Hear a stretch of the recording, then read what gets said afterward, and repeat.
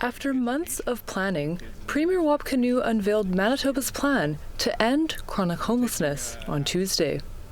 It's called Your Way Home. And speaking to people who've been living in tents, people who've been out on the streets struggling with addictions or mental health issues or that intergenerational trauma, we are committed to working with you to help you find your way home. The strategy includes a 30-day encampment outreach plan. After identifying the site, outreach workers will help individuals move from encampments to housing. Once everyone has moved, the City of Winnipeg will clean and decommission the site. Compassionate approach to help people who are right now homeless, moving them out of encampments into safe housing with the supports that they need. Tessa Blakey-Whitecloud, the former CEO of Silo Mission, has been hired as the Premier's senior advisor on ending chronic homelessness.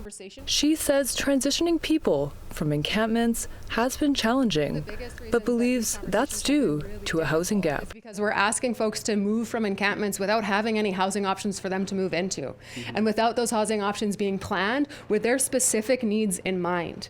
And so we have been crying as a sector to say the solution to homelessness is housing units. Kinew also acknowledged the complexities of homelessness and its disproportionate impact on Indigenous peoples.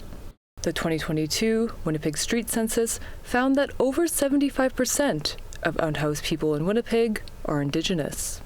Some of the people that we see at a 190 site are products of the child welfare system because of their parents' experience in the 60s scoop and their grandparents' experience in the residential schools.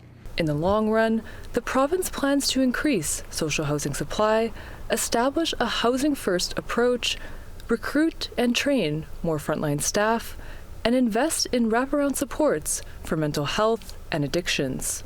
Housing, Addictions and Homelessness Minister Bernadette Smith says that includes adding 300 social housing units. These will be coming with supports in the next coming months.